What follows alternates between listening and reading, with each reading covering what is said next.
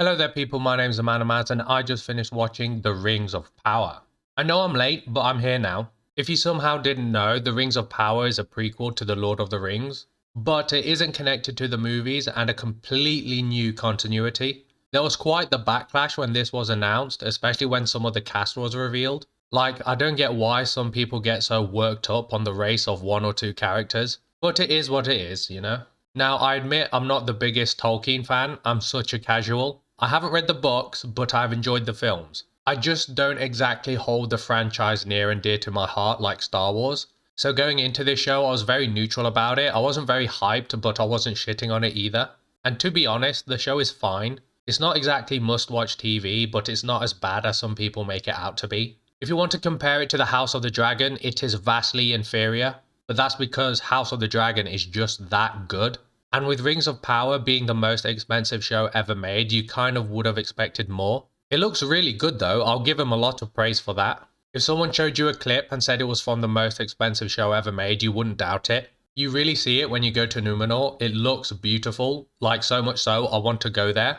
But for the plot, it starts off so slowly. It's not a slow build or a slow burner, it's just slow. However, it does get a lot better from episode 6 onwards. So much so that I'm intrigued for next season, because the separate storylines finally overlap with one another, whereas most of it was pretty weak and borderline boring when it was apart. Like the storyline with the Harfoots and the Stranger I didn't like. Nori Brandyfoot, I think, is one of the most annoying characters I have ever seen on TV. She caused so much damage and mayhem to the other Harfoots, like causing their caravans to be set on fire, that when she set off at the end with the Stranger, who turns out to be a wizard by the way, I was happy for the other Harfoots because they got rid of her. The wizard aspects of the storyline I thought was interesting because he didn't know who he was when he crash landed in a meteor. It was a bit predictable in a way when he appeared because I knew he was either going to be Gandalf, another wizard, or Sauron. His name we don't know yet, so he may turn out to be Gandalf. The storyline with Elrond and Prince Durin was probably my favourite.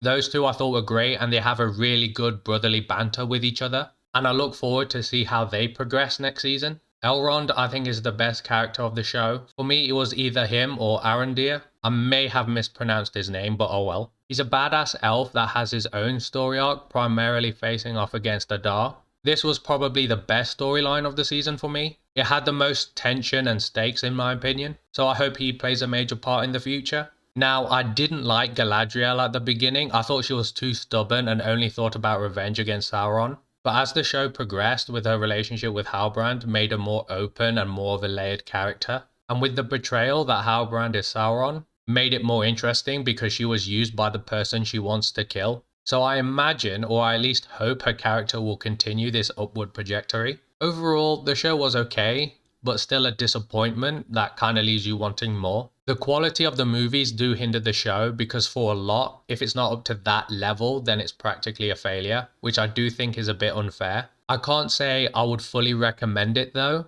but I would say to check it out if you can. If I had to give it a rating, it would probably be a 6 out of 10. But I hope this is just the groundwork for bigger and better things. If you like my review, please leave a like and subscribe. That would greatly be appreciated. And I shall see you next time, and peace.